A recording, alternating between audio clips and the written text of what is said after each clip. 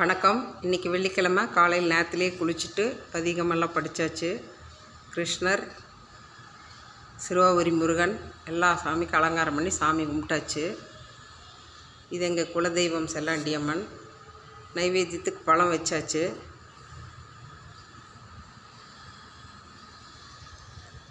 பாருங்கள், எல்லா சாமிக்குமே அலங்காரம் பண்ணி சாமி கும்பிட்டாச்சு.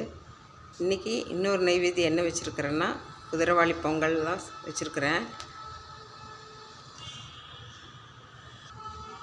இன்றைக்கி வெள்ளிக்கிழமை காலையில் டிஃபனுக்கு குதிரைவாளி பொங்கல். அதுக்கு முருங்கைக்காய் அரசாணிக்காய் போட்ட சாம்பார் தாங்க.